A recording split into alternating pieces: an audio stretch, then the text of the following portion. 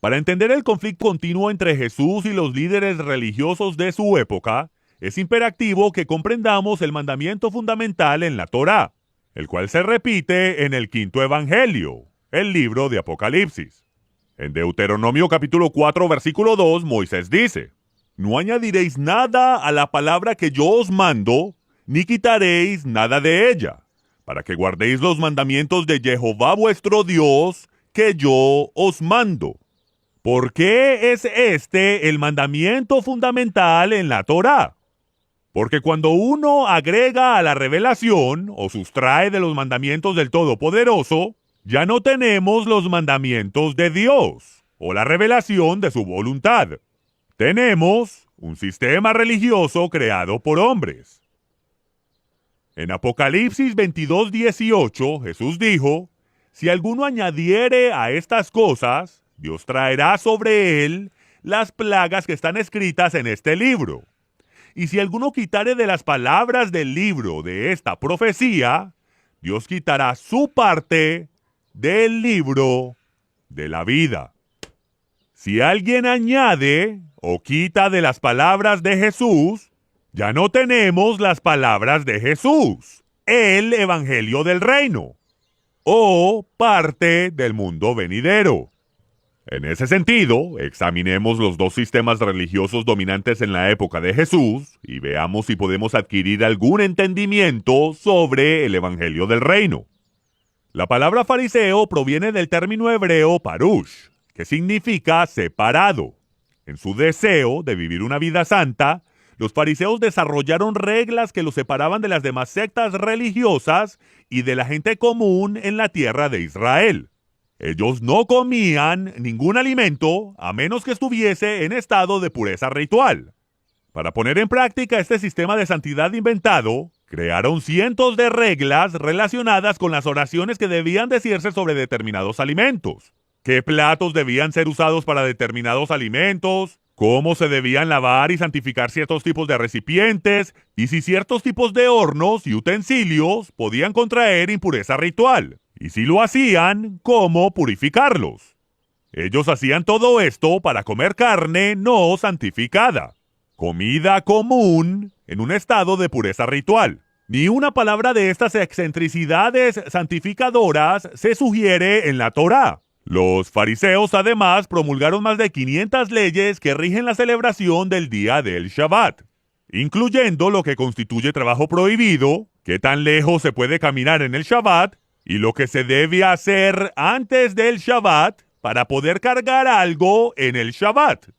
Jesús no solo quebrantó sus reglas, sino que ordenó a los que sanó en el Shabbat a que quebrantaran sus reglas también.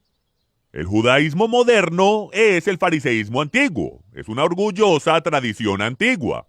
Sus líderes se hacen llamar rabino, que literalmente significa grande, lo cual explica por qué Jesús les prohibió a sus discípulos que usaran dicho título, argumentando que Él es el único grande. En las sinagogas de los tiempos de Jesús había una silla especial llamada la cátedra de Moisés. Desde esa silla de autoridad mosaica, el rabino puede decretar lo que se llama en hebreo takanot. El término takanot se define legalmente en el judaísmo como leyes promulgadas por los rabinos que cambian o niegan la ley de la Torá. De hecho, los rabinos afirman que cuando ellos hacen takanot, aún el Todopoderoso debe obedecer su decisión. Pero incluso su definición expone a las takanot como una violación evidente de la Torá.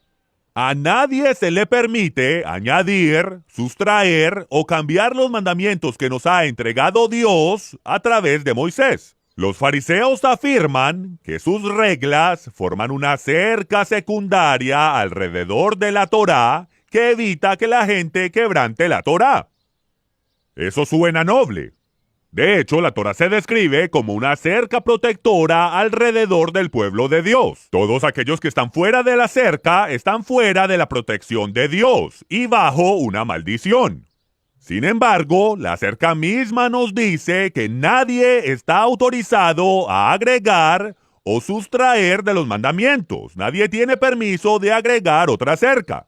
La realidad es que los fariseos, igual que todas las religiones, rompen la cerca, hacen una nueva en la que confinan sus ovejas para facilitar la esquilada.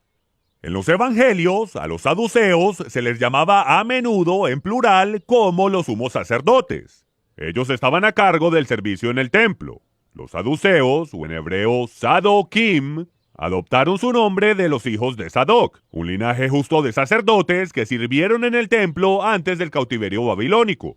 Pero las filas de los sacerdotes habían sido adulteradas por designados políticos que no eran parte de la familia de Aarón o de la tribu de Leví.